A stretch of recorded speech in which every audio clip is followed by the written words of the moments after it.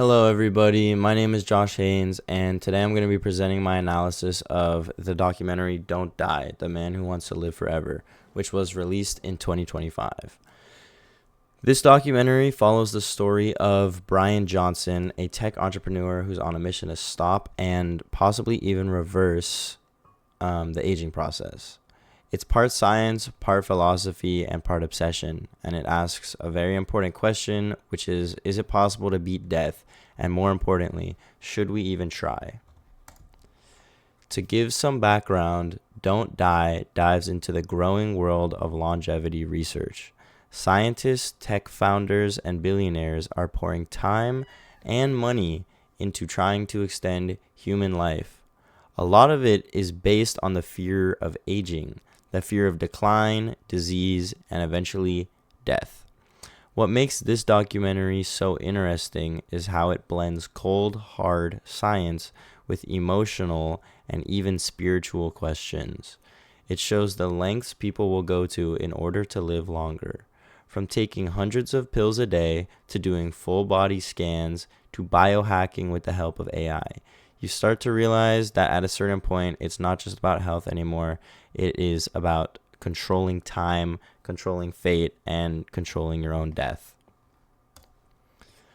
The documentary appealed to logos and used scientific research to persuade the audience. A major example is the use of CRISPR gene editing, which is one of the most cutting-edge technologies in all of biology right now.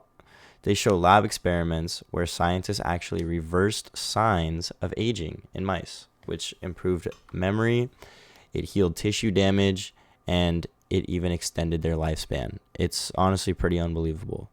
The documentary also gives us data from Brian's own health journey. He gets his biological age measured constantly, which shows how certain routines like diet, sleep tracking, supplements, and even blood plasma transfusions actually did in fact lower his cellular age. These examples are persuasive because they show real-world results. It's not just theory, it is science that is happening right in front of us. This use of logic and measurable results helps make the idea of anti-aging seem legit instead of just a futuristic fantasy. It brings credibility and makes the audience seriously consider what the future of human life might actually look like. The documentary also appealed to pathos and used personal experience to connect with viewers on an emotional level.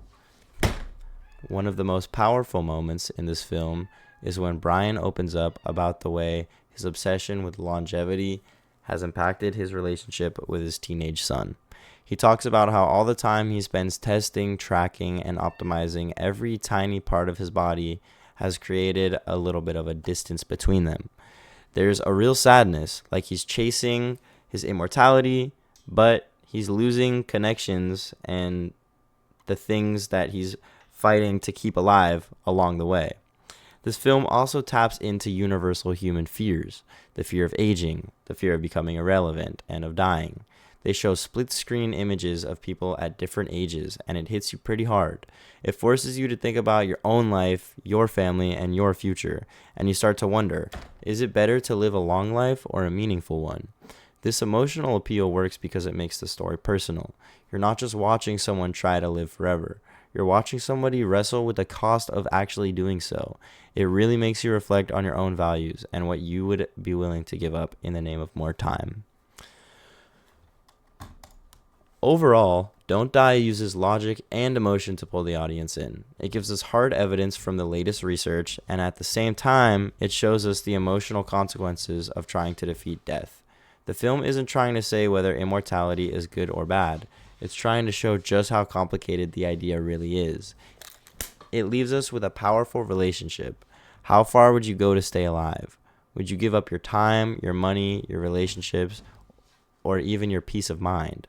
At the end of the day, this documentary isn't just about one man's obsession. It's about all of us and the war that we're fighting against the clock. And here's the source that I used.